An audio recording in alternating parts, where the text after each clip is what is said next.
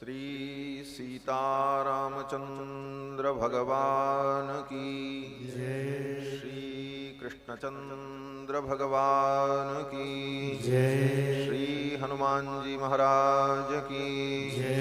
श्री वृंदावन धाम की जय। श्री यमुना मैया की जय। श्री भाष्यकार रामानुज स्वामी जी महाराज की जय। श्री सद्गुरुदेव भगवान की जय। श्री वाल्मीकि भगवान की जय। श्री वेदव्यास भगवान की जय। श्री गोस्वामी तुलसीदास जी महाराज की जय। जय जय सीताराम।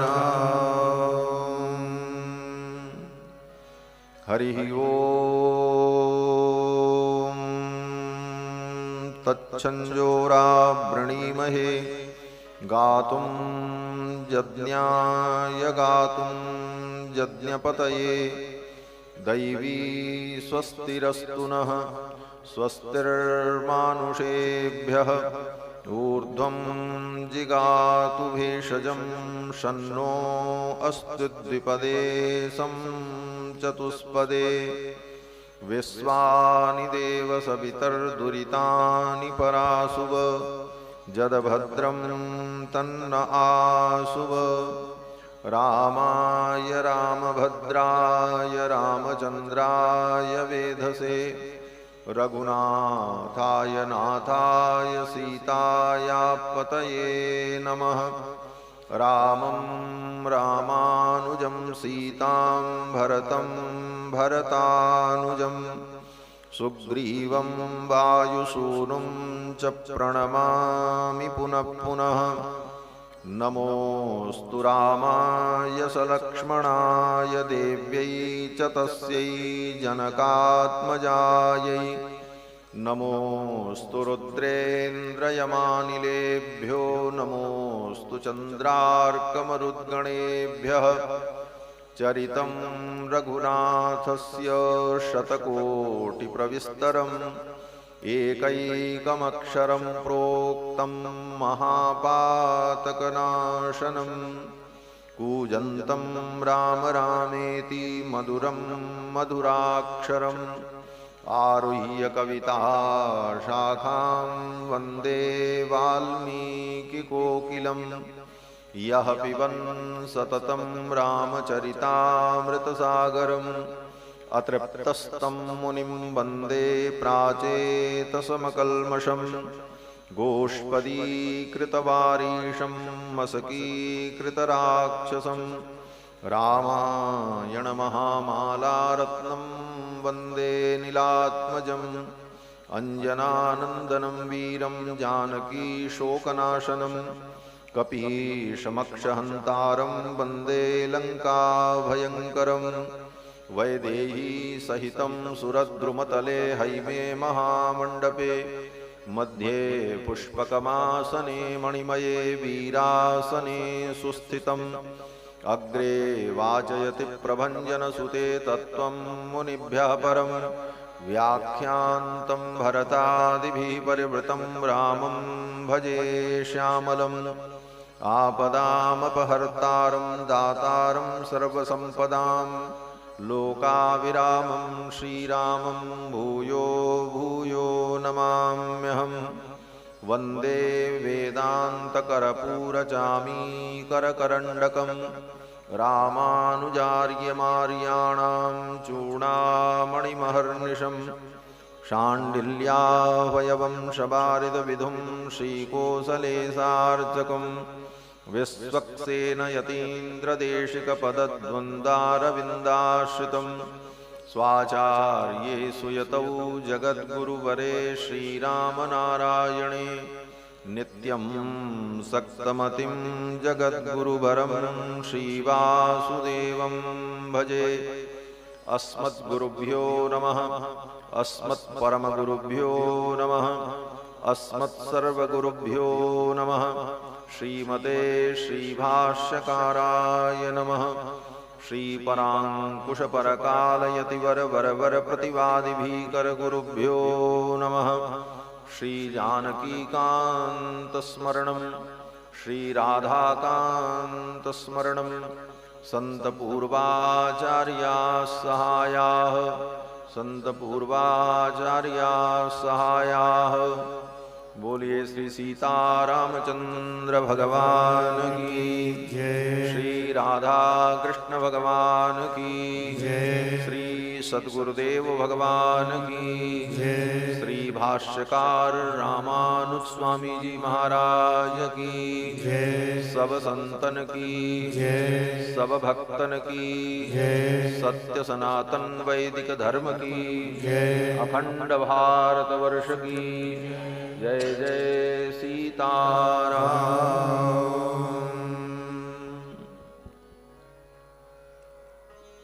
भगवान सच्चिदानंद की मंगलमयी कथा सुधा का हम सभी लोग श्रवण लाभ प्राप्त करें, उसके पूर्व भगवान के मंगलमय नाम का संकीर्तन कर लें, पश्चात भगवान की पावन चर्चा श्रवण करेंगे। सीताराम सीताराम सीताराम जय सीताराम सीताराम सीताराम सीताराम जय सीताराम सीताराम सीताराम सीताराम जय सीताराम सीताराम सीताराम सीताराम जय सीताराम सीताराम सीताराम सीताराम जय सीताराम सीताराम सीताराम सीताराम जय सीताराम सीताराम सीताराम सीताराम जय सीताराम सीताराम सीताराम सीताराम जय सीताराम सीताराम सीताराम सीताराम जय सीताराम सीताराम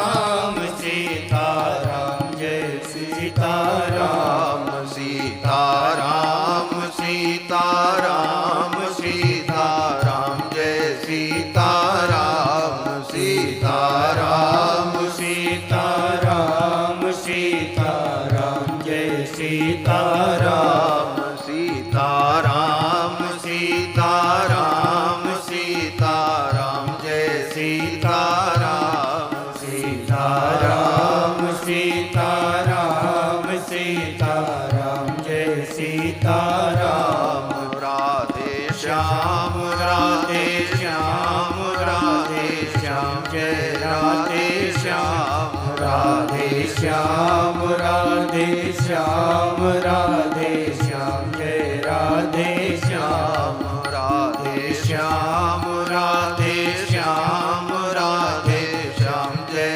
राधे श्याम राधे श्याम राधे श्याम राधे श्याम जय राधे श्याम सीताराम सीताराम सीताराम जय सीताराम सीताराम सीताराम सीताराम जय सीताराम सीताराम सीताराम सीताराम जय सीताराम सीताराम सीताराम सीताराम जय सीताराम राजा राम राजा राम राजा राम जय राजा राम राजा राम राजा राम राजा राम जय राजा राम राजा राम राजा राम राजा राम जय राजा राम राजा राम राजा राम राजा राम जय राजा राम सीताराम सीताराम सीताराम जय सीताराम सीताराम सीताराम सीताराम जय सीताराम राजा राम राजा राम राजा राम जय राजा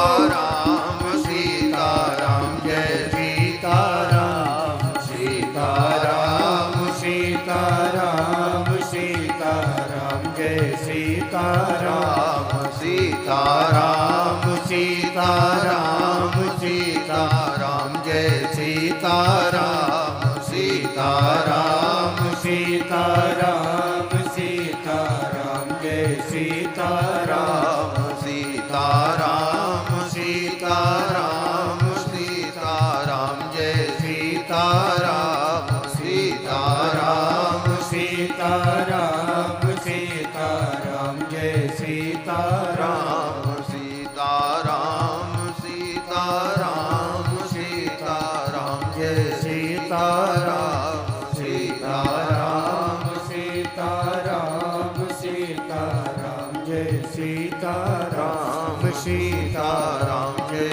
सीताराम सीताराम जय सीताराम सीताराम जय सीताराम सीताराम जय सीताराम।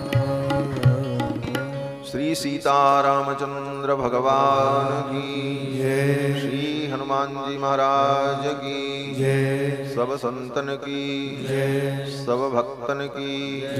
जय जय सीताराम।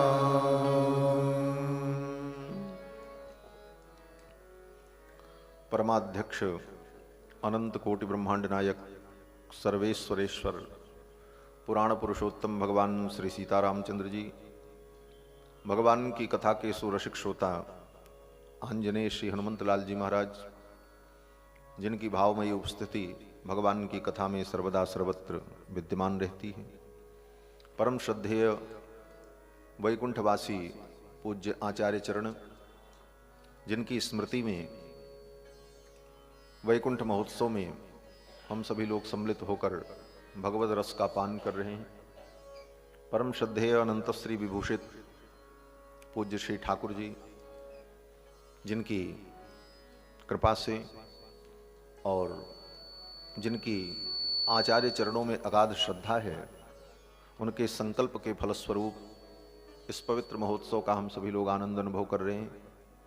हमारे परम सुहृद वात्सल्य भाजन श्री इंद्रेश जी एवं वंदनीया माता जी एवं समस्त श्रद्धालु श्रोता बंधुओं, धर्मानुरागी सज्जनों, श्रद्धामयी माताओं, भगवान श्री सीतारामचंद्र जी की महती कृपा से गुरुदेव भगवान के 25वें रजत महोत्सव के पावन अवसर पर आदि काव्य श्रीमद् वाल्मीकि रामायण के माध्यम से भगवान श्री रघुनंदन की भुवन पावनी गौरव गाथा का हम सभी लोग श्रवण लाभ प्राप्त कर रहे हैं। भगवान की जब विशेष कृपा होती है तो जीव को ऐसा सुंदर पवित्र अवसर प्राप्त होता है। भगवान के दिव्य चरित्र को सुनकर हमारा अंतःकरण, हमारा मन निर्मल हो जाता है। स्वयं भगवान कहते हैं, यथा यथात्मा परिमृज्यते सौ मत्पुण्य गाथा श्रवणाभिधानैः तथा तथा पश्यति वस्तु सूक्ष्मम चक्षुर यथैवांजन संप्रयुक्तम। ज्यों ज्यों भक्त मेरी पुण्य गाथा को श्रवण करता है, मेरे चरित्र को श्रवण करता है, त्यों त्यों उसका अंतःकरण धीरे धीरे निर्मल होता चला जाता है। यथा यथात्मा परिमृज्यते सौ मत्पुण्य गाथा श्रवणाभिधानैः तथा तथा पश्यति वस्तु सूक्ष्मम चक्षुर यथैवांजन संप्रयुक्तम। जैसे आंखों में अंजन लगाने पर आंख की ज्योति ठीक हो जाती है और व्यक्ति को दिखाई पड़ने लगता है, उसी प्रकार भगवान की कथा श्रवण करते करते वह स्थिति प्राप्त हो जाती है कि बिना वेद वेदांत का अध्ययन किए, बिना शास्त्र की गुत्थियों को समझे, सहज भाव से बड़ी ही सरलता से भगवत तत्व का जीव को बोध प्राप्त हो जाता है। बड़ी ही सरलता से भगवत स्वरूप को, भगवत प्राप्ति के स्वरूप को, मानव जीवन के उद्देश्य को, आत्मा के स्वरूप को, इन सारे विषयों को साधारण से साधारण व्यक्ति भी कथा के माध्यम से अवगत कर लेता है, समझ लेता है। इसीलिए भगवान की जो कथाएं हैं पुराणों में, रामायण में, महाभारत आदि ग्रंथों में, इनका यही उद्देश्य है वेद वेदांत के तत्व का सरलीकरण, इतिहास पुराणाभ्याम वेदम समुपबृंहयेत। इतिहास और पुराण के द्वारा वेद के रहस्यों को ही उपब्रह्मण किया गया। उपब्रह्मण माने विस्तार किया गया और सरलता से उसे जीव तक पहुंचाने का हमारे आचार्यों ने, महर्षि वाल्मीकि ने, भगवान श्री वेद व्यास ने प्रयास किया। स्वयं भगवान ही करुणा करके, कृपा करके वाल्मीकि और व्यास के रूप में अवतरित होकर इन दिव्य विषयों को जन जन तक पहुंचाने के लिए इसका विस्तार करते। आज श्री इंद्रेश जी ने कहा कि अगला महोत्सव ठाकुर जी का, श्री गिरधारी लाल जी का अयोध्या में होगा। अयोध्या में ठाकुर श्री गिरधारी लाल जी पधारेंगे और उनका वार्षिक पाटोत्सव वहां संपन्न होगा। रघुनाथ जी की सन्निधि में, राजाधिराज रघुनाथ जी ठाकुर जी की सन्निधि में उत्सव होगा। वो अति अद्भुत और दिव्य उत्सव होगा। ब्रज और अयोध्या का जो मिलन, ये मिलन ठाकुर जी के काल से ही है। अयोध्या का और वृंदावन का जो संबंध है यह अत्यंत प्राचीन है। अयोध्या के ही राजकुमार श्री शत्रुघ्न लाल जी ने मथुरापुरी को बसाया, यहां के लवणासुर का वध करके, और इस पुरी को सुव्यवस्थित और सुसज्जित किया।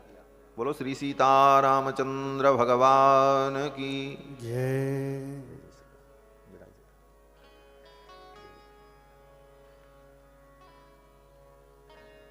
श्री शत्रुघ्न लाल जी ने इस पुरी को सुव्यवस्थित किया और बसाया। श्री जमुना मैया जो हमारे अयोध्या की बेटी हैं, हाँ, श्री जमुना जी कौन हैं? सूर्य पुत्री हैं, सूर्य भगवान की पुत्री हैं और सूर्य वंश अयोध्या का वंश है, भगवान श्री रघुनंदन का। हमारे वंश की कन्या यहां विराजमान है। और श्री ठाकुर श्री कृष्ण की लीला, श्री रामावतार में भगवान ने जो जो लीलाएं की, उन लीलाओं की पूर्ति ही कृष्णावतार की लीला है। और जिस जिस प्रकार से ठाकुर जी ने, श्री रघुनाथ जी ने अयोध्या में आनंद प्रदान किया, उसी की पूर्णता कन्हैया श्री कृष्ण ने की। और दूसरी दृष्टि से विचार करें तो भगवान ने श्री रामावतार में जो जो लीलाएं की, उन लीलाओं में जो कहीं शेष कुछ बचा था, वो सारा कार्य भगवान श्री कृष्ण के रूप में आकर के किया। और इन दोनों के चरित्र से ही संपूर्ण पृथ्वी और संपूर्ण शास्त्र भरा पड़ा है। सर्वत्र भगवान श्री कृष्ण और रघुनंदन का चरित्र। दूसरी दृष्टि से देखें तो जो जो लीला हमारे रघुनाथ जी ने की, उसके ठीक विपरीत लीला कन्हैया श्री कृष्ण की। रघुनाथ जी सूर्य वंश में प्रकट हुए तो कन्हैया कृष्ण चंद्र वंश में प्रकट हुए। भगवान सूर्य के वंश में राम जी प्रकट हुए दिन के 12 बजे, तो कन्हैया रात्रि के 12 बजे। भगवान श्री राम सूर्य उत्तरायण में प्रकट होते हैं तो कृष्ण भगवान दक्षिणायन में प्रकट होते हैं। 6 महीने का दक्षिणायन, 6 महीने का उत्तरायण होता है। भगवान श्री रघुनाथ जी 4 भाई हैं तो कृष्ण भगवान 8 भाई हैं कि नहीं? सब हिसाब है। भगवान श्री राम अपने 4 भाइयों में सबसे बड़े हैं तो कृष्ण भगवान अपने 8 भाइयों में सबसे छोटे। भगवान श्री रघुनंदन एक पत्नी व्रत हैं तो कन्हैया, इनकी अनेक पत्नियां। भगवान श्री कृष्ण, भगवान श्री रघुनंदन अपनी प्रियतमा के वियोग में रोते हैं। श्री जानकी जी का जब हरण हो जाता है तो भगवान श्री राम अपनी प्रियतमा के लिए रोते हैं। हा सीता के नीता मम हृदय गता क्वापि के नापि दृष्टा। भगवान श्री रघुनंदन अपनी प्रियतमा के लिए रोते हैं। तो कृष्णावतार में ठीक उल्टा होता है, प्रियतमा कृष्ण के लिए रोती हैं। रुरुदुः सुस्वरम राजन कृष्ण दर्शन लालसा। भगवान की प्रियतमा भगवान के लिए रोती। रामावतार में भगवान के प्रधान शत्रु रावण की नगरी स्वर्णमयी लंका। तो द्वापर में भगवान ने कहा कि उस बार मेरे शत्रु की नगरी स्वर्णमयी थी लंका, तो इस बार मेरी नगरी स्वर्णमयी होगी, और भगवान ने स्वर्णमयी द्वारिकापुरी को बनाया। भगवान ने विचार किया उस बार मेरे शत्रु की नगरी समुद्र के अंदर थी और मेरी भारत में थी, इस बार मैं अपनी नगरी समुद्र के अंदर बनाऊंगा और मेरे शत्रु शिशुपाल की नगरी भारत में रहेगी। इसलिए भगवान ने द्वारिकापुरी समुद्र में बसाई, समुद्र के मध्य में द्वारिकापुरी बसाई, स्वर्णमयी द्वारिकापुरी। भगवान श्री राम ने सूर्य के पुत्र सुग्रीव को मित्र बनाया और इंद्र के पुत्र बाली का वध कर दिया।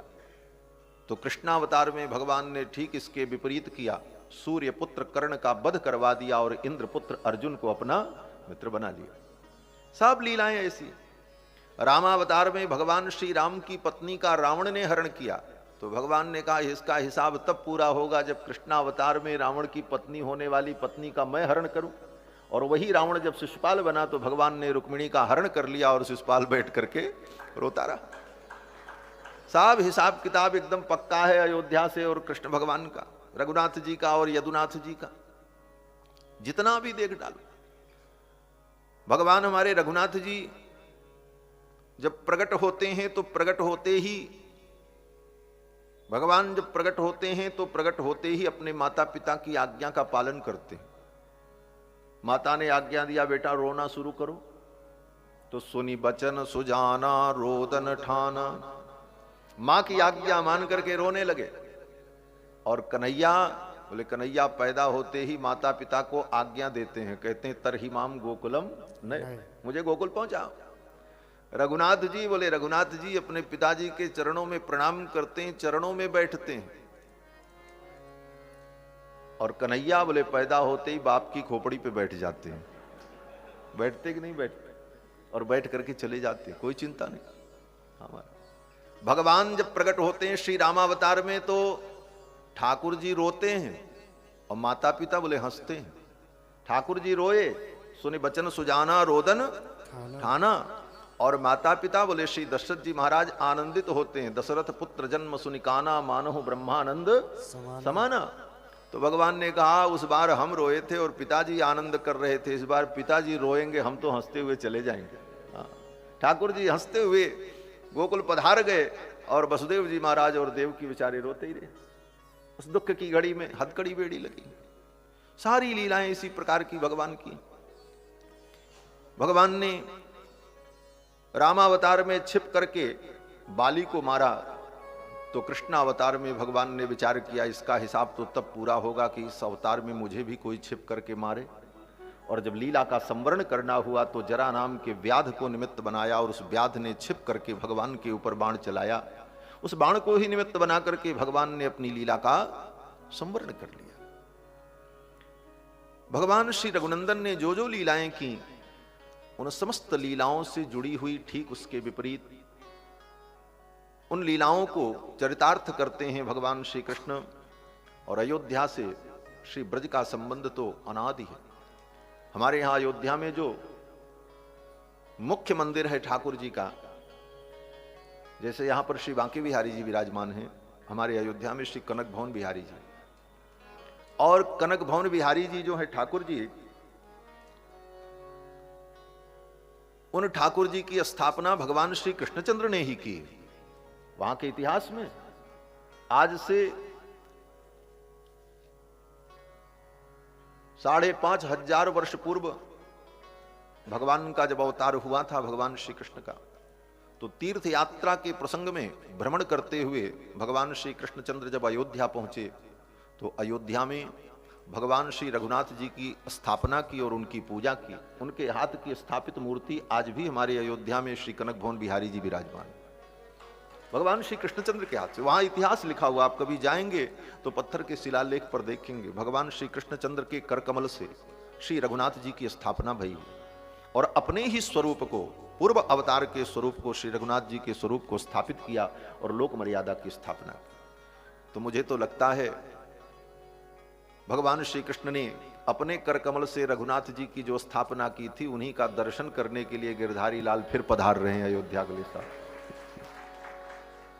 और हमारे यहाँ तो, और ठाकुर जी की ऐसी कृपा की, उन्हीं श्री कनक भवन बिहारी जी के सामने ही दास की कुटिया है, एकदम सामने। अपने कुटी से हम बाहर निकलें तो सीधे वहीं से ठाकुर जी का दर्शन हो जाता है। श्री ठाकुर जी पधारे थे तो उसी रास्ते से हम लेकर के कनक भवन गए थे दर्शन करने के लिए। हमारे यहाँ अयोध्या में एक पद गाया जाता है, कनक भवन के ठाकुर जी के दरवाजे पर पड़े रहो, और सचमुच उन्हीं के दरवाजे पर दास को कुटिया मिल गई और वहीं निवास है।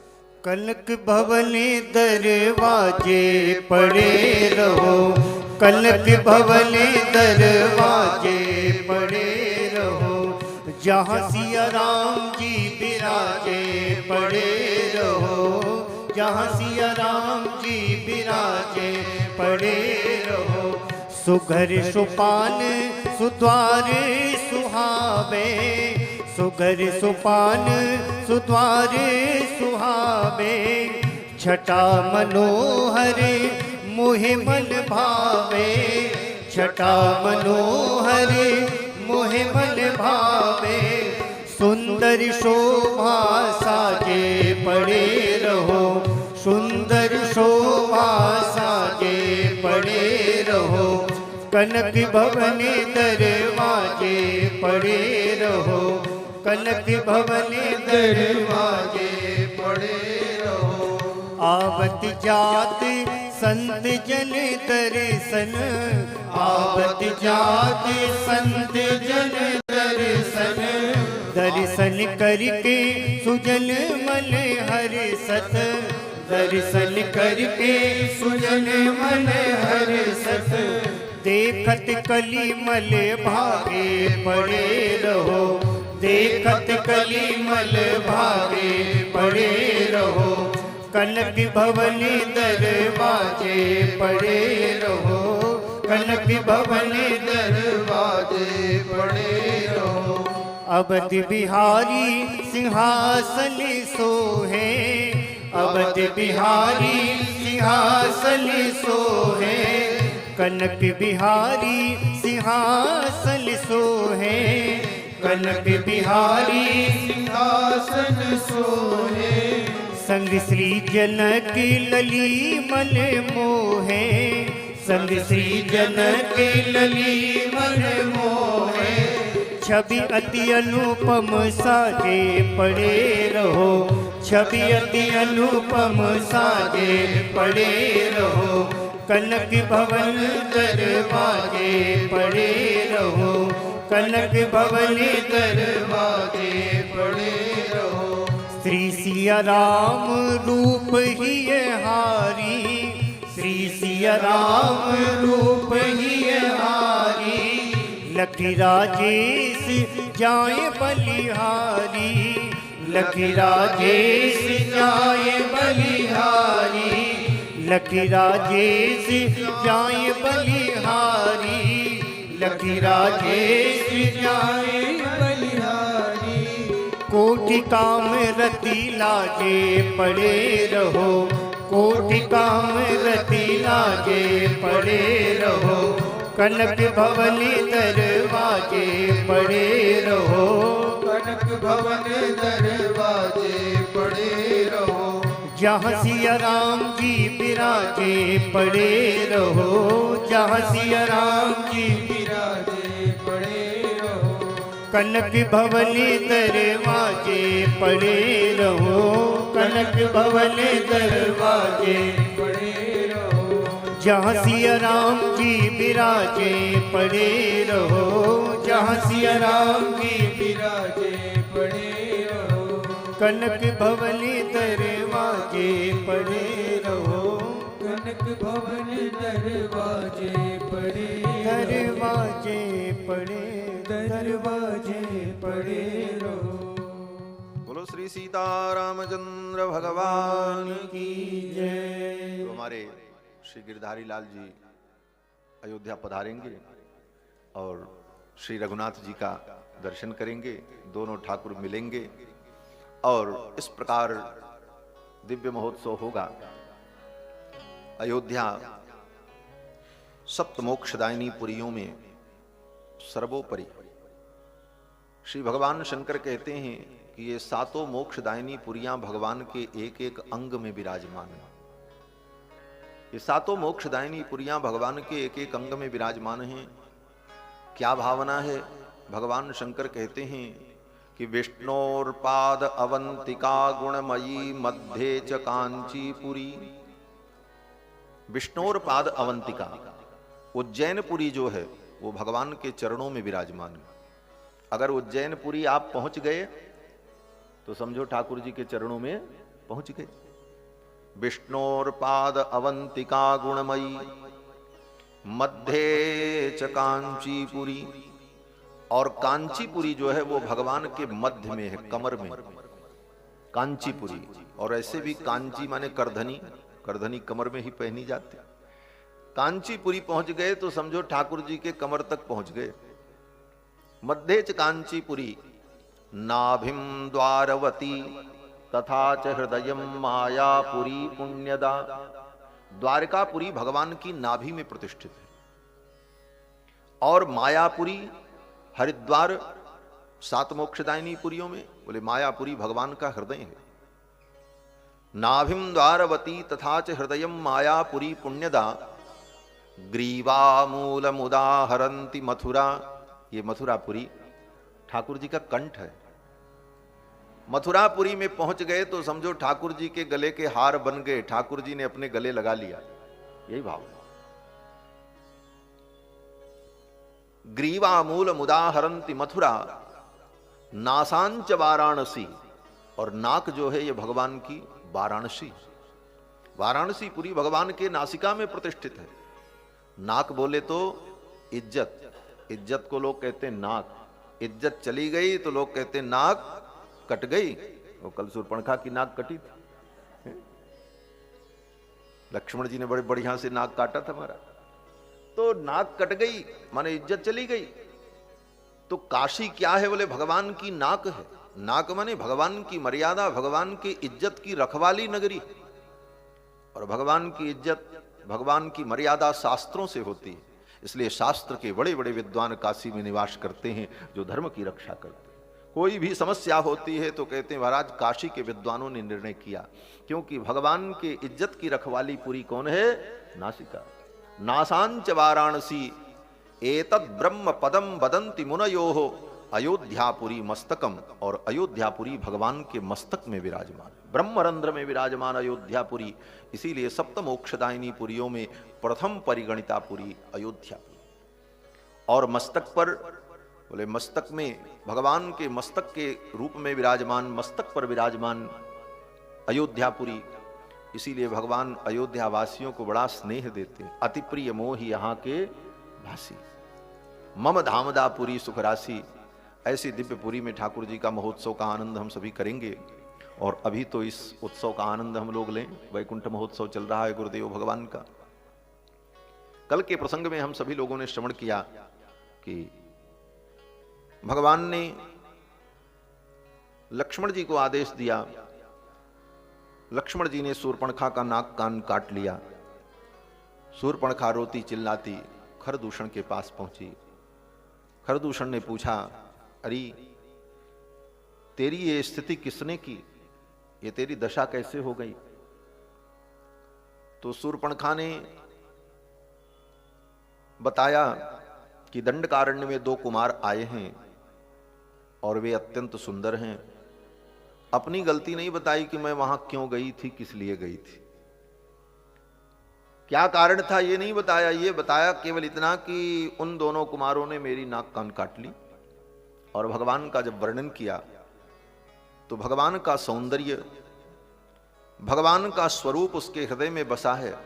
नाक कान कटने के बाद भी भगवान के रूप माधुर्य को भूल नहीं पाई। और कहती है कि तरुणौ रूप संपन्नौ सुकुमारौ महाबलौ। जिसने मेरे नाक कान को काटा है वो तरुण है, जवान है। ठाकुर जी का यौवन, ठाकुर जी की जवानी उसके मानो हृदय में बसी है। सबसे पहले भगवान की तरुणाई का ही स्मरण किया। तरुणौ रूप संपन्नौ, और दोनों भाई रूप संपन्न हैं, बड़े सुंदर हैं। सुकुमारौ, और अत्यंत सुकुमार हैं। महाबलौ, अत्यंत बलिशाली है। ये सुकुमारौ महाबलौ दोनों एक साथ महर्षि वाल्मीकि इसीलिए कह रहे हैं। मैंने निवेदन किया था कथा में कि भगवान की एक विशेषता है विरुद्ध गुणाश्रयत्वम। भगवान विरुद्ध गुण के आश्रय हैं। एक ही काल में दो विरुद्ध गुण भगवान में विद्यमान है। जीव में संभव नहीं। जीव में विरुद्ध गुण नहीं रह सकते, लेकिन भगवान में परस्पर विरुद्ध गुण एक ही काल में विद्यमान रहते हैं। इसीलिए भगवान का जहां पर लक्षण कहते हैं वहां पर आचार्य लोग कहते हैं विरुद्ध गुणाश्रयत्वम ईश्वरत्वम। ईश्वर कौन, परमात्मा कौन? बोले जो विरुद्ध गुण का आश्रय हो। और विरुद्ध गुण का एक उदाहरण यहां पर दे रहे हैं। क्या? सुकुमारौ महाबलौ। भगवान अत्यंत सुकुमार भी हैं और अत्यंत बलिशाली भी। जो अत्यंत बलिशाली होगा वो सुकुमार नहीं हो सकता, और जो सुकुमार होगा वो बलिशाली नहीं हो सकता। ये परस्पर विरुद्ध गुण है, लेकिन भगवान में दोनों गुण विद्यमान हैं। यही भगवान का ईश्वरत्व है। मानो शूर्पणखा भगवान के ईश्वरत्व का, भगवान के ब्रह्मत्व का वर्णन कर रही है, उनकी भगवत्ता का वर्णन कर रही है। तरुण रूप संपन्नौ सुकुमारौ महाबलौ। और फिर अगली पंक्ति में तो पुंडरीक विशालाक्षौ। भगवान के नेत्र कैसे? बोले पुंडरीक के समान, कमल के समान। पुंडरीक के समान नेत्र केवल भगवान के, इसलिए पुंडरीक नयन, पुंडरीकाक्ष, कमल नयन, राजीव लोचन, इन शब्दों का भगवान के लिए ही प्रयोग होता है। और वेद से लेकर पुराण पर्यंत भगवान को पुंडरीकाक्ष कहा जाता है। शूर्पणखा कहती है पुंडरीक विशालाक्षौ। पुंडरीक के समान उनके नेत्र हैं। चीर कृष्णाजिनांबरौ। बलकल वस्त्र धारण करते हैं, कृष्णाजिन धारण करते हैं, और बड़े ही मर्यादित हैं। ये नहीं है कि कुछ भी खा लें। फल मूलासनौ। फल मूल, कंद मूल यही ग्रहण करते हैं, यही उनका आहार है। फल मूलासनौ। दांतौ, ये दांत हैं। दांत माने जिसने अपनी बाह्य इंद्रियों को अपने वश में कर लिया उसको कहते हैं दांत। बाह्य इंद्रिय माने नाक, कान, मुख, ये जो विषयों को ग्रहण करने वाली इंद्रियां हैं। विषय जो पांच हैं, रूप, रस, गंध, स्पर्श और शब्द, इन्हीं पांच विषयों का हम भोग करते हैं अपनी इंद्रियों से। और इन्हीं पांच के लिए हम लालायित रहते हैं। रूप के लिए आंखें चाहती हैं हम अच्छा ही अच्छा देखें, हमको अच्छा चीज दिखाई पड़े, अच्छे ही दृश्य में देखूं जो मेरी आंखों को अच्छा लगे। जीभ कहती हम सुंदर रस, स्वादिष्ट रस ही लें। कान बोले सुंदर शब्द, मीठे शब्द सुनने के लिए व्याकुल रहते। तो रूप, रस, गंध, नाक सुंदर गंध को ही चाहती है, और कान सुंदर शब्द को सुनना चाहता है। और शरीर में जो त्वग नाम की इंद्री है, जिसको त्वचा कहते हैं, जिससे स्पर्श का ज्ञान होता है, वह सुखद स्पर्श चाहती है। इस प्रकार रूप, रस, गंध, स्पर्श, इन विषयों का हम जिन इंद्रियों से अनुभव करते हैं, इन इंद्रियों को हम अपने वश में कर लें, विषयों में जाने से रोक लें, इसी को कहते हैं दांत। शूर्पणखा कहती है वे दांत हैं। दांतौ अर्थात उन्होंने अपनी इंद्रियों पर नियंत्रण कर लिया है। तापसौ ब्रह्मचारिणौ, और तपस्वी हैं, ब्रह्मचारी हैं। और श्री दशरथ जी के पुत्र हैं, उनका नाम राम और लक्ष्मण है। गंधर्वराज प्रतिमौ, गंधर्वराज के समान उनका स्वरूप है और पार्थिव व्यंजनान्वित, उनके जो लक्षण हैं उन लक्षणों से देख के लगता है कि वो पार्थिव है। पार्थिव का मतलब केवल मिट्टी नहीं होती, पार्थिव का मतलब संपूर्ण पृथ्वी पर शासन करने का जिनके अंदर सामर्थ्य है, जो पृथ्वी के राजा हैं, ऐसे उन दोनों कुमारों ने मेरी ये दशा की है। शूर्पणखा भगवान के स्वरूप का ही वर्णन करती रही। महाराज शूर्पणखा के इन्हीं भावों का चिंतन करके श्री गोपांगनाएं जब उद्धव जी को व्यंग वचन सुनाती हैं भ्रमर गीत में, तो गोपियां मानो भगवान का पक्ष छोड़ करके शूर्पणखा के पक्ष का ही पोषण करती। यही तो कहा कि उस स्त्री को इन्होंने विरूप कर दिया, वो बेचारी प्रेम से आई थी। इसका भी हिसाब भगवान ने किया। भगवान ने विचार किया कि पिछले अवतार में मैंने एक स्त्री को, वो भी प्रेम से आई थी मेरे पास, आत्मसमर्पण के भाव से आई थी, भले वो काम से ही आई थी, उसके अंदर काम वासना थी। भगवान के पास कोई काम क्रोध लोभ कैसे भी जाए उसका कल्याण होता है। कामाद गोप्य भयात कंस, सब वेदव्यासी ने कहा। तो कोई अपराध नहीं था उसका, लेकिन भगवान ने नाक कान कटवा दिया उसका। मर्यादा पुरुषोत्तम है, लीला ऐसी करनी थी। तो भगवान ने विचार किया अब इसका निराकरण कैसे हो। तो भगवान ने सोचा त्रेता युग में मैंने एक सुंदरी को कुरूप बना दिया था, उसका नाक कान काट करके, तो अब कृष्णावतार में एक कुरूपा को सुंदरी बना दूं तो हमारा हिसाब पूरा हो जाए। इसीलिए ठाकुर जी ने मथुरा में उस कुब्जा को सुंदरी बना दिया। ऋज्वी कर्तुम मनश्चक्रे दर्शन दर्शने फलम, अपने दर्शन का फल देने के लिए उस कुब्जा को, कुबड़ी को सीधा कर दिया महाराज। कहते महाराज ये कुब्जा वही थी, गर्ग संहिता में तो यही कथा कि शूर्पणखा ही कुब्जा बनकर के प्रकट हुई। क्यों? बोले शूर्पणखा का नाक कान जब कट गया तो भाग गई, उसके बाद पूरी रामायण में उसकी कहीं चर्चा नहीं आती, वो कहां गई, किस लोक में चली गई, मर गई कि कहां चली गई, धंस गई है?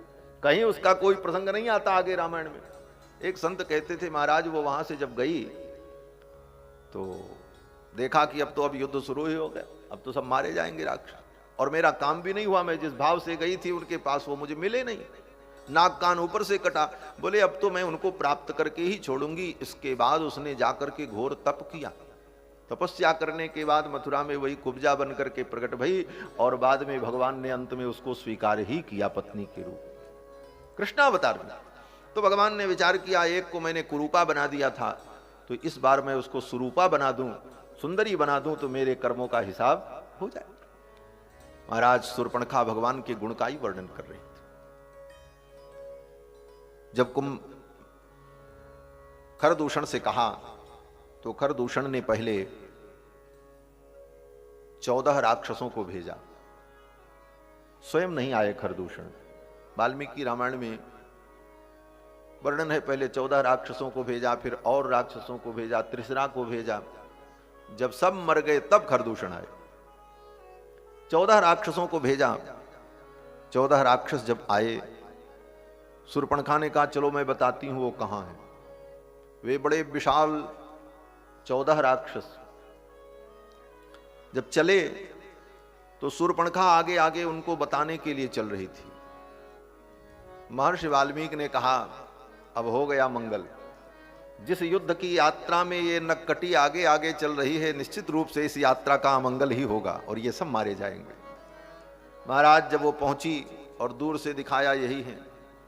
इधर भगवान ने लक्ष्मण से कहा, लक्ष्मण मुहूर्तम भव सौमित्रे सीताया प्रत्यनंतरः। हे लक्ष्मण, अब असुर आने वाले हैं, उनके साथ मेरा युद्ध होगा। तुम सीता को लेकर के कंदरा में चले जाओ और इन असुरों का मैं संहार करता हूं, क्योंकि सीता जी के सामने भगवान उन असुरों का संहार नहीं कर सकते, क्योंकि श्री जानकी जी अत्यंत करुणामयी हैं। नित्यम अज्ञात निग्रहम, हमारे आचार्यों ने कहा जो निग्रह करना जानती ही नहीं, अज्ञात निग्रहम, जिनको निग्रह करना आता ही नहीं, केवल अनुग्रह करना ही जानती। ठाकुर जी तो अनुग्रह भी करते हैं और निग्रह भी करते हैं, कृपा भी करते हैं, कोप भी करते हैं। लेकिन श्री जानकी जी तो केवल कृपा ही करती हैं। श्री जी नित्यम अज्ञात निग्रहम, जिनको निग्रह करना आता ही नहीं। इसलिए भगवान जानते हैं कि असुरों के संहार में अगर कोई बाधक बनेगा तो सबसे बड़ी बाधक तो श्री जी ही बनेंगी। इनके कारण मैं असुरों का संहार नहीं कर पाऊं। इसीलिए भगवान ने योजना बनाई, श्री जी हमसे दूर चली जाएं, फिर मैं असुरों का संहार करता रहूंगा। ये रहेंगी तो करने ही नहीं देंगी।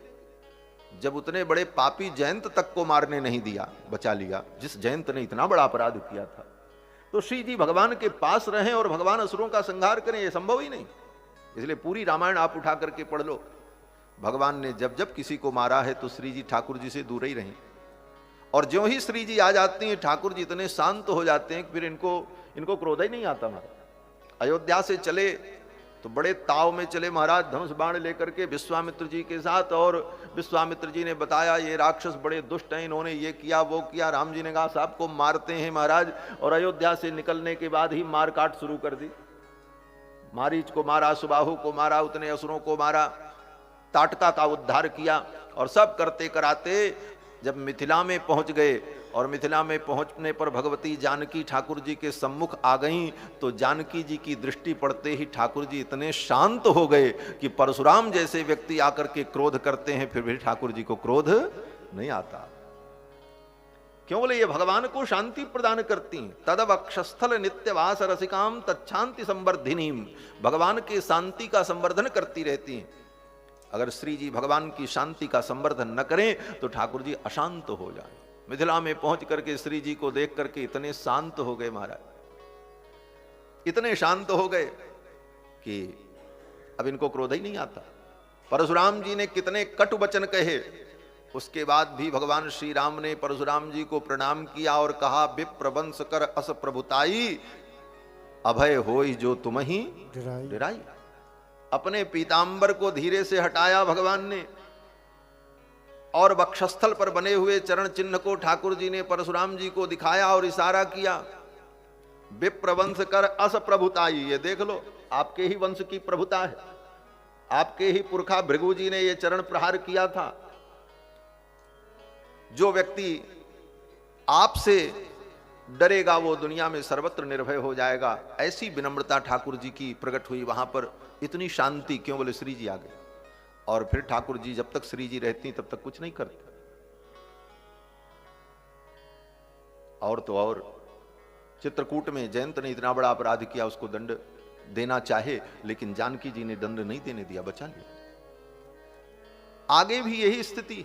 अब इन असुरों को मारना था, इसलिए भगवान ने सोचा श्री जी सामने रहेंगी तो मैं इनको मार नहीं पाऊंगा, इसलिए लक्ष्मण जी इनको लेकर के जाएं।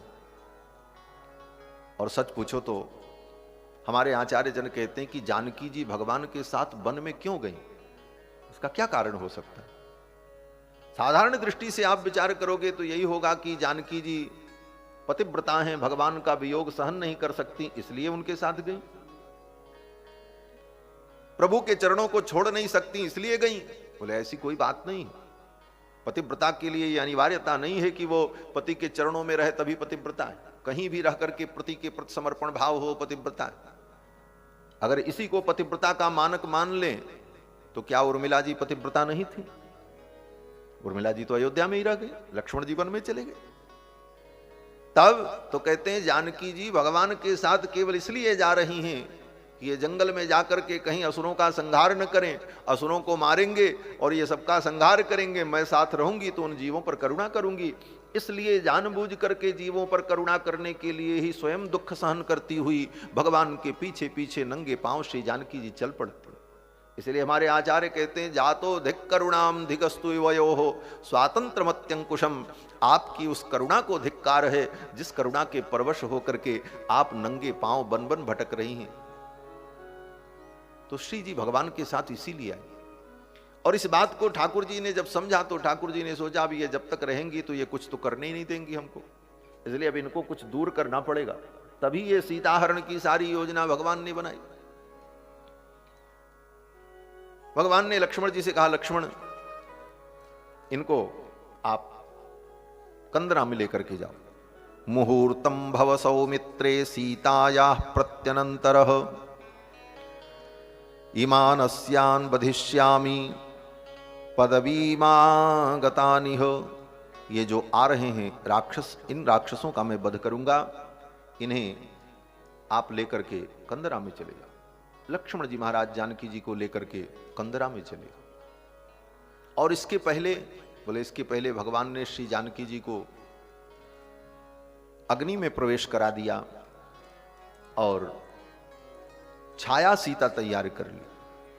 भगवान ने विचार किया सीता जी सम्मुख रहेंगी तो असुरों के संहार में बाधा होगी, इसलिए सीता जी को मैं अग्नि में प्रतिष्ठित कर दूं, ये सुरक्षित रहें, और छाया सीता मेरे साथ रहेंगी तो असुरों का संहार करने में कोई बाधा नहीं होगी। इसलिए भगवान ने जानकी जी को अग्नि में निवास करा दिया। तुम पावक मह करहु निवासा, जब लग करहु निशाचर नासा। इसीलिए गोस्वामी जी ने स्पष्ट कर दिया कि अग्नि में जानकी जी को क्यों ठाकुर जी बैठा रहे, इसीलिए कि उनको निशाचरों का नाश करना है, और निशाचरों के नाश में जानकी जी कहीं अपनी करुणा न प्रकट करने लग जाएं और इस कार्य में बाधा न हो, इसलिए कहते हैं आप तो तब तक अग्नि में निवास करो। तुम पावक मह करहु निवासा, तुम पावक मह करहु निवासा, जब लग करहु निशाचर नासा, जब लग करहु निशाचर नासा। निज प्रतिबिंब राखी तह सीता, निज प्रतिबिंब राखी तह सीता, तैसे शील रूप सुविनीता, तैसे शील रूप सुविनीता। लक्ष्मण हूँ यह मरम न जाना, लक्ष्मण हूँ यह मरम न जाना, जो कछु चरित रचा भगवाना, जो कछु चरित रचा भगवाना। तुम पावक मह करहु निवासा, तुम पावक मह करहु निवासा।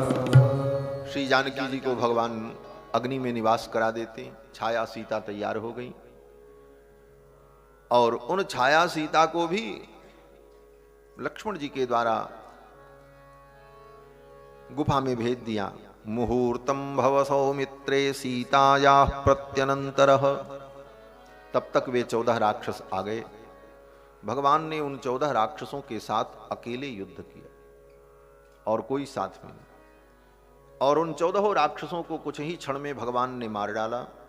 निपातितान प्रेक्ष रणे तु राक्षसान् प्रधाविता शूर्पणखा पुनस्ततः, वयं च तेषां निखिलेन रक्षसां सशंस सर्वं भगिनी खरस्य। वे 14 राक्षस जब मारे गए तो शूर्पणखा वहां से रोती चिल्लाती फिर भागी और जाकर के खरदूषण से कहा कि जिनको तुमने भेजा था उन सबको रघुनंदन ने मार डाला। ये सुन करके खर ने 14,000 राक्षसों को भेजा। एक साथ फिर 14,000 राक्षस युद्ध करने के लिए आए, और उन 14,000 राक्षसों से भगवान ने अकेले ही युद्ध किया। बड़ा विलक्षण युद्ध भगवान का ये हुआ।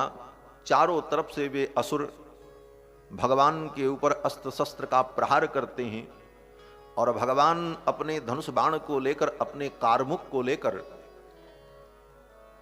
मंडलाकार युद्ध करते हैं। मंडलाकार माने इतनी गति से भगवान घूम रहे हैं चक्र के समान कि उन असुरों को समझ में नहीं आता इनका मुख किस दिशा में, और इस गति से घूमते हुए बाण चला रहे हैं कि जो सामने पड़ रहे हैं सब असुर मारे जा रहे हैं अकेले। ये भगवान का विशिष्ट पराक्रम है। एक साथ 14,000 राक्षसों से युद्ध किया। और श्री गोस्वामी जी महाराज तो एक दूसरी कला का वर्णन करते। गोस्वामी जी महाराज कहते हैं भगवान ने एक चमत्कार किया। क्या चमत्कार किया? बोले भगवान ने ऐसी माया फेरी कि जितने राक्षस थे वो सब एक दूसरे को राम जी के रूप में दिखाई पड़ने लगे। वो 14,000 राक्षस सब एक दूसरे को राम जी के रूप में दिखाई पड़ने लगे और सब एक दूसरे से ही भिड़ गए। अरे ये राम है, मारो। वो उसको मारे, वो उसको मारे। एक दूसरे को राम समझ करके आपस में ही लड़ने लगे और आपस में ही लड़ करके 14,000 राक्षस मृत्यु को प्राप्त हो गए। देख ही परस पर राम करि संग्राम, रिपुदल लरि मरो।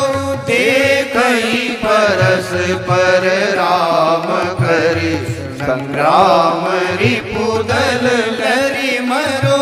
सूर्य मुनि सबे प्रभु देखी माया, नाथ अति कौतुक करो। सूर्य मुनि सबे प्रभु देखी माया, नाथ अति कौतुक करो। देखई परस पर राम करि संग्राम, रिपुदल लरि मरो, लरि मरो, लरि मरो। महाराज वे 14,000 राक्षस आपस में ही लड़ करके मर गए। फिर शूर्पणखा पहुंची और जाकर के खरदूषण से कहा, वे भी मारे गए। तब तो खरदूषण स्वयं युद्ध करने के लिए आए। खरदूषण जब स्वयं युद्ध करने के लिए आए तो दूर से भगवान श्री राम को देखा। क्या भगवान का अद्भुत सौंदर्य है कि भगवान के सौंदर्य को देखने के बाद जो खरदूषण राम जी से लड़ने आए थे, उनकी लड़ने की इच्छा ही खत्म हो गई। इनको कैसे मारें, इतने अच्छे लग रहे हैं, इनको मारने का मन नहीं करता।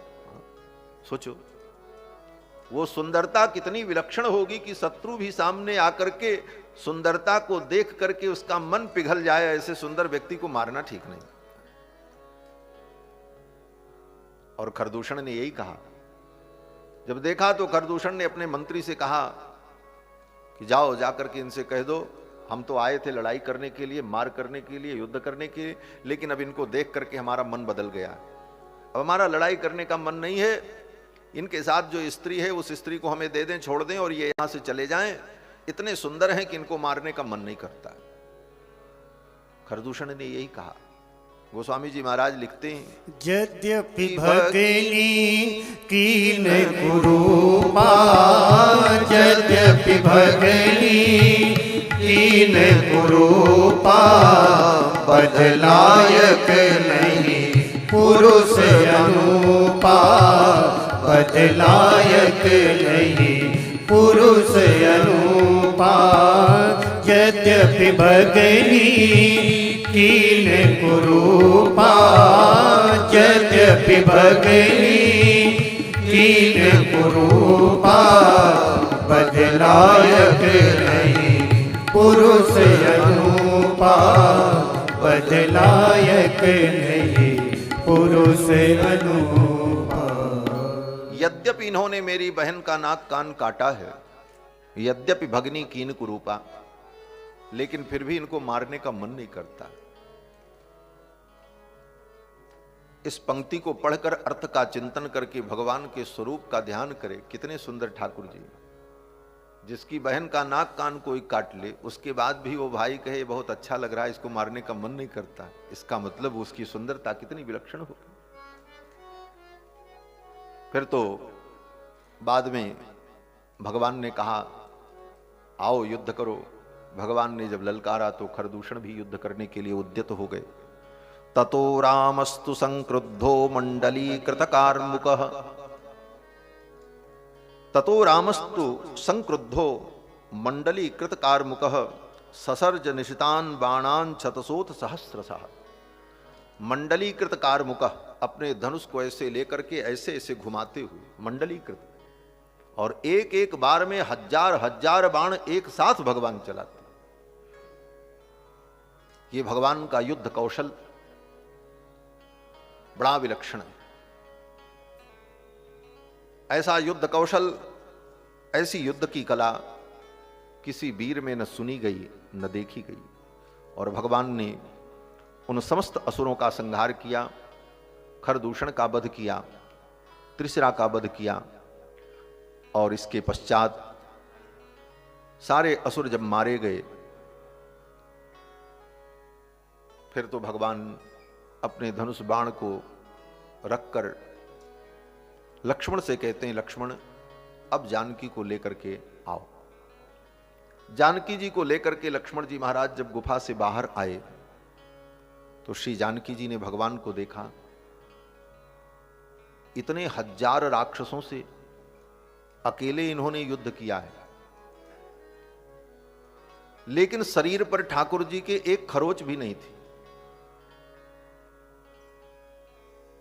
फिर तो श्री जानकी जी ने भगवान के श्रम को दूर करने के लिए, भगवान अनंत अनंत ब्रह्मांड की रचना करके अनंत अनंत ब्रह्मांड का पालन संहार करते हुए, अनंत अनंत जीवों के ऊपर करुणा कृपा करते हुए, अनंत अनंत दुष्टों पर क्रोध और निग्रह करते हुए, भगवान जब अपने इस महनीय कार्य से थक जाते हैं, परिश्रम युक्त हो जाते हैं, तो भगवती श्री जानकी के मुखमंडल को देख करके उनकी सारी थकान और उनका सारा परिश्रम दूर हो जाता है। इसीलिए हमारे आचार्य कहते हैं, निज सौंदर्येण ईश्वरम वशी करोति। भगवती अपने सौंदर्य के द्वारा भगवान को भी अपने वश में कर लेती हैं और उन्हें श्रमहीन बना देती हैं, उनके श्रम को, परिश्रम को, थकावट को समाप्त कर देती। इतना बड़ा युद्ध जीत करके ठाकुर जी जब बैठे थे तो श्री जानकी जी गुफा से बाहर आईं। तम दृष्ट्वा शत्रुहंतारम महर्षीणाम सुखावहम। शत्रुहंतारम, शत्रुओं का संहार करने वाले रघुनंदन को देखकर, और ये शत्रुओं का संहार भगवान क्यों करते? भगवान का कोई शत्रु नहीं होता। भगवान का न कोई शत्रु है, न भगवान का कोई मित्र है। समप्रिय सुहृद ब्रह्मन भूतानाम भगवान स्वयं। भगवान तो समप्रिय है, तो फिर भगवान इन असुरों का संहार क्यों करते हैं? इनको शत्रु मान करके क्यों मार रहे हैं भगवान? तो कहते हैं भगवान का अपना कोई शत्रु नहीं होता। जो भगवान के भक्त हैं, उन भक्तों के शत्रु ही भगवान के शत्रु हो जाते हैं, और भगवान के भक्तों की मित्र ही उनके मित्र होते हैं। भगवान का अपना कोई शत्रु नहीं। इसीलिए आगे कहते हैं महर्षि वाल्मीकि, महर्षीणाम सुखावहम। उन महर्षियों को सुख देने के लिए, उन महर्षियों को सताने वाले जो असुर थे, उनका भगवान ने संहार किया। तम दृष्ट्वा शत्रुहंतारम महर्षीणाम सुखावहम बभूव हृष्टा वैदेही भरतारम परिसस्वजे। अपने भरता भगवान श्री रघुनंदन को देखकर, सकुशल सुरक्षित स्वस्थ देखकर श्री जानकी जी बहुत प्रसन्न हुई, हृष्ट हो गई। बभूव हृष्टा वैदेही भरतारम परिसस्वजे। और अपने भरतार श्री रघुनंदन को अपने हृदय से लगा लिया, अंकमाल प्रदान किया। और जानकी जी ने भगवान को जब हृदय से लगाया तो युद्ध में जो परिश्रम हुआ था, जो थकान थी ठाकुर जी की, सब समाप्त हो गई। ठाकुर जी प्रसन्न हो गए। इस प्रकार भगवान ने खरदूषण का वध किया। जब खरदूषण का वध कर दिया, तब तक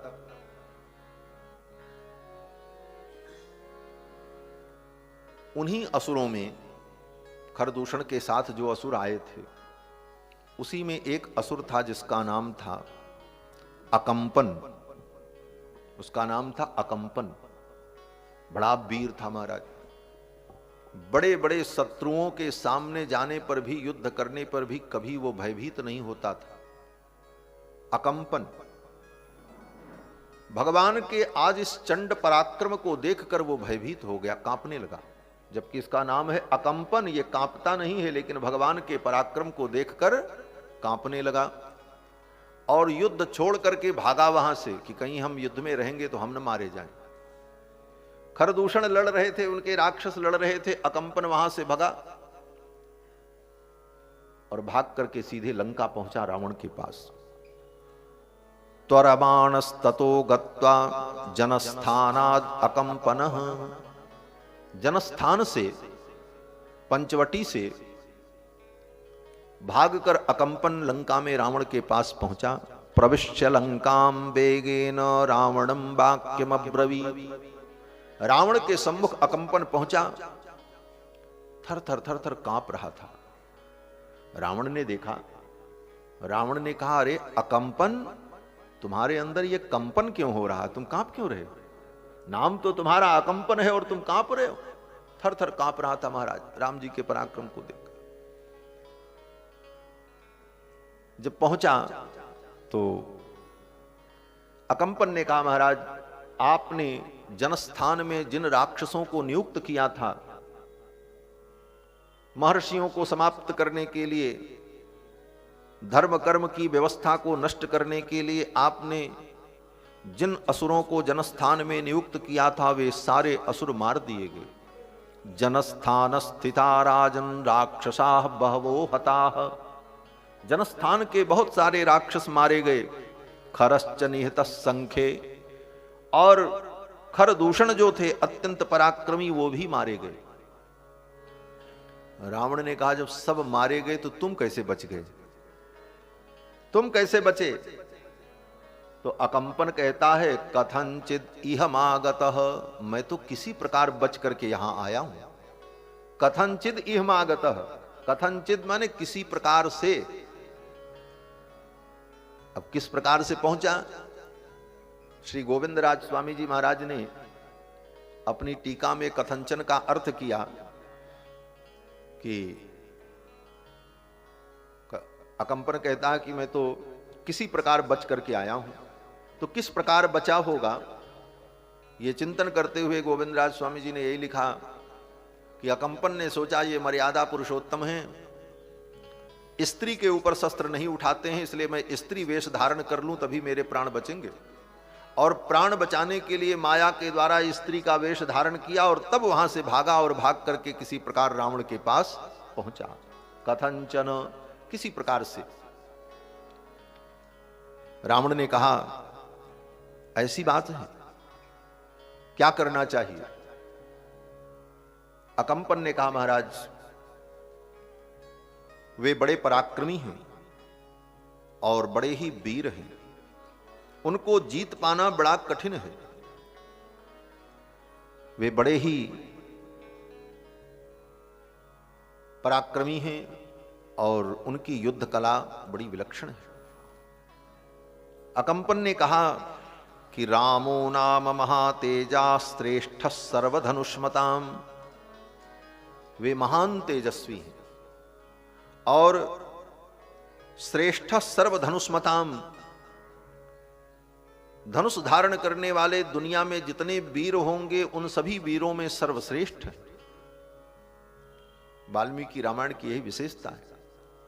विभिन्न विभिन्न पात्रों के द्वारा, विरोधियों के द्वारा भी भगवान के दिव्य गुणों का वर्णन होता है। बैरियु राम बड़ाई करें, शत्रु भी राम जी की बड़ाई करते।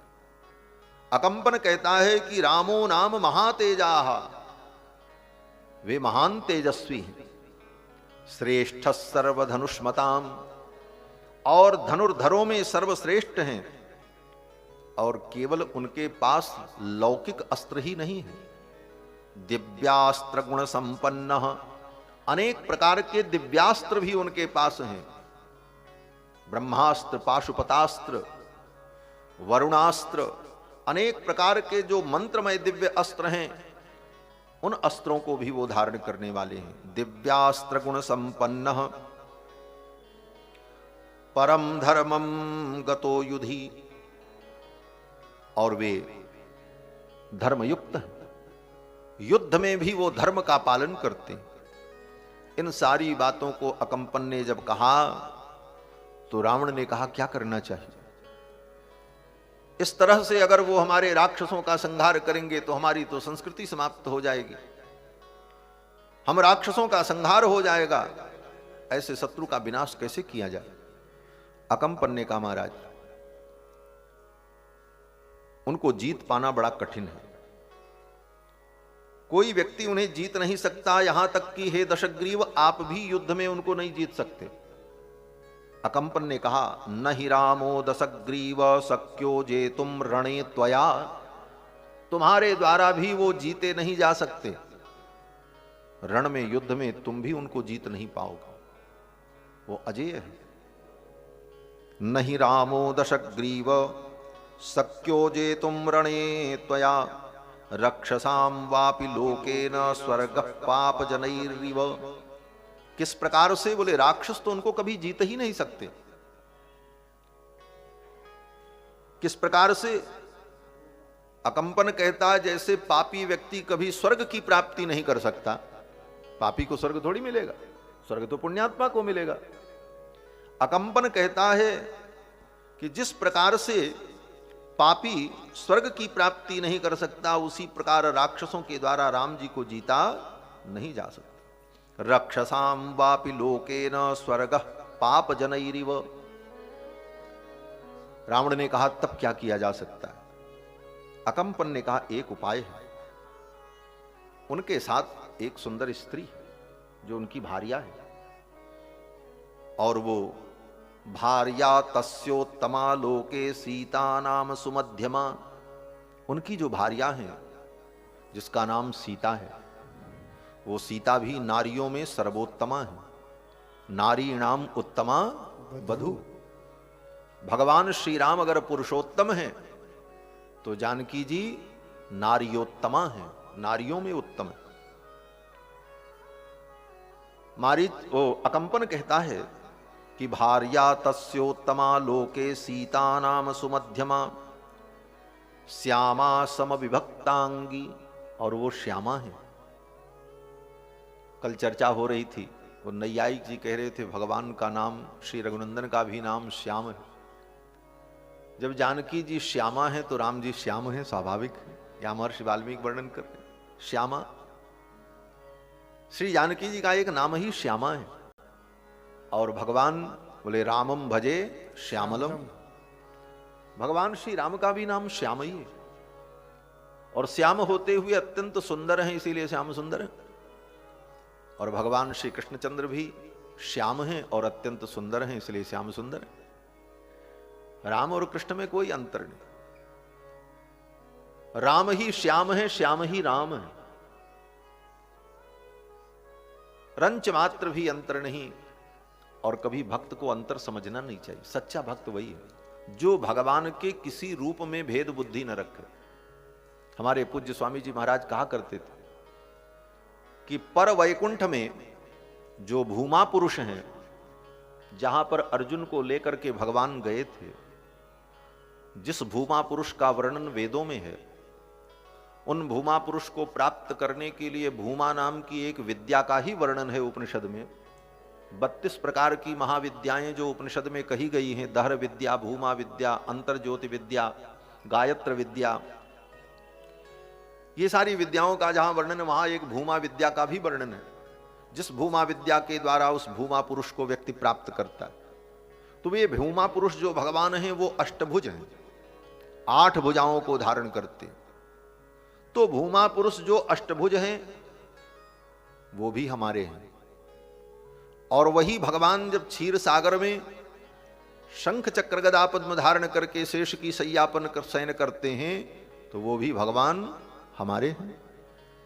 और वही भगवान त्रेता युग में राम जी के रूप में द्विभुज होकर के प्रकट हों, कृष्णावतार में कृष्ण के रूप में प्रकट हों, तब भी वो ठाकुर जी हमारे हैं।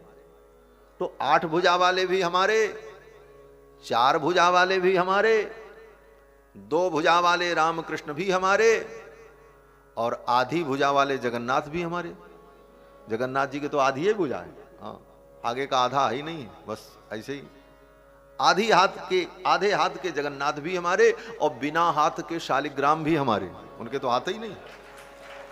इसलिए शालिग्राम में, जगन्नाथ में, रघुनाथ में, यदुनाथ में और वैकुंठनाथ में और परब्रह्म भूमा पुरुष में वैष्णव को कभी भेद बुद्धि नहीं रखनी चाहिए। भगवान के सभी रूप नित्य और दिव्य हैं और सभी आनंदप्रद है, कहीं किसी प्रकार का कोई भेद नहीं। ऐसी दृष्टि तो भगवान ही श्याम हैं और श्री जानकी श्यामा है।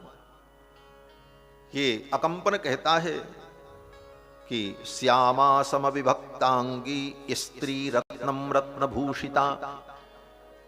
और उनकी पत्नी जो सीता हैं वो स्त्री रत्नम, स्त्रियों में रत्न है। नैव देवी न गंधर्वी नाप्सरा न च पन्नगी।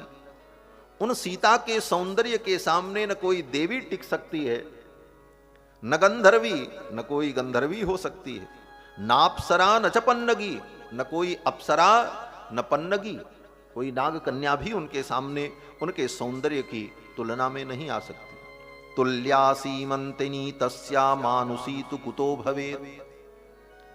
कोई मनुष्य की स्त्री मानुषी उनके तुल्य नहीं हो सकती। जब देवता, देवी और गंधर्वी और अप्सरा भी जिनकी सुंदरता के सामने तुच्छ है, तो कोई मानुषी उनकी सुंदरता की बराबरी क्या कर सकती। ये कहने का तात्पर्य अकंपन का क्या है? बोले तात्पर्य यही है कि वो सीता जी कोई मानुषी नहीं है, अपितु अति मानुषी, और रघुनंदन कोई मनुष्य नहीं है, अति मानव है। ये भगवान की भगवत्ता है। लोग कहते हैं श्रीमद् वाल्मीकि रामायण में महर्षि वाल्मीकि ने भगवान श्री राम को एक केवल मर्यादा पुरुषोत्तम और महापुरुष के रूप में स्थापित किया है, भगवान के रूप में उनका वर्णन नहीं किया। लेकिन ऐसी बात नहीं। जिन्होंने वाल्मीकि रामायण नहीं पढ़ा अथवा अनुभव नहीं किया वे ऐसा कहते हैं, सुनी सुनाई कहते हैं। जब आप वाल्मीकि रामायण स्वयं चिंतन करोगे तो पग पग पर भगवान की भगवत्ता वाल्मीकि जी कहते रहते हैं, कभी किसी के माध्यम से, कभी किसी के माध्यम, भिन्न भिन्न पात्रों के माध्यम से भगवान के स्वरूप का निरूपण हो जाता है। और हां, इतना जरूर करते हैं कि भगवान अपने मुख से अपनी भगवत्ता का वर्णन नहीं करते। श्री रामावतार में राम जी अपने को भगवान नहीं कहते, बचते हैं इस बात से। अगर उनके मुख के सामने कोई कहे आप भगवान हो, तो कहते नहीं नहीं हम भगवान नहीं। ब्रह्मा जी ने आकर के कहा आप भगवान हो, स्तुति करते हो। जगत सर्वम शरीरम ते स्थैर्यम ते वसुधातलम, ये सारा संसार आपका शरीर है, आप सबके अंतर्यामी हो। ये सब ब्रह्मा जी ने बड़ी लंबी चौड़ी स्तुति की। ब्रह्मा जी ने स्तुति की तो भगवान मुस्कुराने लगे। भगवान ने कहा ये आप जो कर रहे हो ये तो आप जानो, लेकिन अगर हमसे पूछो कि हम कौन हैं तो हम बताएं। ब्रह्मा जी ने कहा आप कौन हैं? तो भगवान कहते हैं आत्मानम मानुषम मन्ने, मैं तो अपने को मनुष्य मानता हूं। आत्मानम मानुषम मन्ने रामम, मेरा नाम राम है। आत्मानम मानुषम मन्ने रामम दशरथात्मजम, और मैं दशरथ जी का बेटा हूं। बस इतना ही परिचय। राम जी अपने को भगवान नहीं कहते। और ठीक इसके विपरीत कृष्ण भगवान, बोले कृष्ण भगवान लाखों लाखों लोगों के बीच में महाभारत के युद्ध में बड़े बड़े वीरों के बीच में स्वयं घोषणा करते मत्तः परतरम नान्यत किंचिद अस्ति धनंजय, हे धनंजय मुझसे परे कोई भगवान नहीं है, सबसे बड़ा भगवान मैं। माम एकम शरणम ब्रज, मेरी शरण में आओ। तमेव शरणं गच्छ सर्वभावेन भारत इत्यादि वाक्यों के द्वारा एक बार नहीं अनेक बार भगवान श्री कृष्ण कहते हैं मुझसे बड़ा भगवान कोई नहीं। लेकिन राम जी कहीं नहीं कहते भगवान। राम जी जैसा करते हैं ठीक उसके विपरीत लीला कृष्णावतार की होती। कारण बोले भगवान श्री कृष्ण क्यों कहते हैं हम भगवान हैं? बोले द्वापर के अंतिम काल में भगवान का अवतार हुआ है। भगवान के जाते ही तो कलयुग आ गया। यदा मुकुंदो भगवान क्षमाम त्यक्त्वा स्वपतंगतः तद्दिनात् कलिरायातः सर्वसाधन बाधकः। उसी दिन कलयुग आ गया। भगवान श्री कृष्ण जब अपनी लीला का संवरण करते तो भगवान जानते थे कि आगे कलयुग आने वाला है और कलयुग में नकली भगवान बहुत पैदा होंगे। तो कहीं नकली भगवान को ही लोग भगवान न मान लें, भक्त कहीं भटक न जाएं, इसलिए भगवान ने पहले ही घोषणा कर दी मुझसे बड़ा भगवान अब कोई नहीं हो सकता, सबसे बड़े भगवान हम ही हैं। लेकिन इसके बाद भी जो मूर्ख लोग साईं जैसे व्यक्ति को भगवान माने, उनसे बड़ा मूर्ख तो इस दुनिया में कोई नहीं हो। भाई भगवान कह करके गए मत्तः परतरम नान्यत किंचिद अस्ति धनंजय, मुझसे बड़ा कोई भगवान नहीं हो सकता, तो अब दूसरा भगवान कहां से आएगा? और इस कलयुग में नकली भगवान बहुत। अरे भगवान के समय में ही नकली भगवान, वो कौन था पौंड्रक, वो नकली शंख चक्र लगा घूमता था। और रामलीला वाला शंख चक्र लेकर के लगा करके अपना और कहे हम भगवान हैं। तो जब भगवान के सामने ही नकली भगवान पैदा हो गए तो भगवान जान गए ये समस्या आएगी, आज नहीं कल आएगी। कलयुग में बड़े बड़े लोग दुष्ट पैदा होंगे जो अपने को भगवान घोषित करेंगे। तो उससे पहले मैं घोषणा कर दूं कि मुझसे बड़ा कोई भगवान होने वाला नहीं है। इसके बाद भी अगर कोई भटक जाए तो फिर उसका क्या नहीं। और कितने भगवान तो जेल की हवा खा रहे हैं महाराज। जो भगवान बनने चले थे सब जेल में बंद है। ये भी भगवान ने पहले ही करके दिखा दिया। बोले भगवान की यही परिभाषा है, जो जेल से निकल करके चला आवे वो भगवान, और जो बाहर से निकल के जेल में चला जाए वो भगवान नहीं हो सकता। ठाकुर जी ने करके दिखा दिया, भाई अगर तुम भगवान हो तो आओ हमारी बराबरी कर लो। हमको तो जेल में बंद किया गया था, जेल में ही पैदा हुए और वहां से निकल करके भाग गए। लोगों ने कहा तुम भगवान नहीं हो, तुम चोर हो, चौराग्रगण्य हो। बोले हाँ उसमें भी अग्रणी है। चोर की विशेषता क्या होती? बोले जेल में पैदा हो और जेल में से निकल करके भाग जाए और दुनिया की कोई शक्ति उसको रोक न पावे, इससे बड़ा चोर और कौन हो सकता है? इसलिए चौराग्रगण्य। तो भगवान ने यह सिद्ध कर दिया कि भगवान की यही परिभाषा है कि जो जेल में भी बंद रहे निकल करके चला जाए। और तुम भगवान बनते हो, जेल से तुम्हारी जमानत ही नहीं हो रही है, पड़े हो। तो महाराज ये कलयुग है, इस कलयुग में बहुत से नकली भगवान ऐसे पैदा होंगे। अभी तो बहुत समय बाकी, कितने अवतार घूम रहे हैं। कोई कल्कि भगवान अपने को बता रहा, कोई कुछ बता रहा। और ये जितने भगवान हैं ये नकली भगवान सब नरक में जाएंगे, और जो इनका अनुसरण करेगा वो भी नरक में जाएगा। इसलिए इन सब चक्करों में न पड़ करके केवल शास्त्र का आश्रय लो और सत्पुरुषों का आश्रय लो। रामायण गीता भागवत जो कहती वो करो। व्यक्तिवादी मत बनो, सिद्धांतवादी बनो। व्यक्तिवादी नहीं होना चाहिए। कोई व्यक्ति महान तब होता है जब वो सिद्धांतवादी होता है। अगर वो सिद्धांत से च्युत हो जाए तो फिर उस व्यक्ति के पीछे मत भागो। व्यक्तिवादी कभी मत बनो, सिद्धांतवादी बनो। व्यक्ति इस दुनिया में सब प्रकार के हैं, इसलिए व्यक्ति को व्यक्तिवादी नहीं होना चाहिए, सिद्धांतवादी होना चाहिए। तो महर्षि वाल्मीकि ने पग पग पर भिन्न भिन्न पात्रों के द्वारा भगवान की महिमा को, भगवान की भगवत्ता को स्पष्ट किया है और विस्तृत रूप से वर्णन किया है।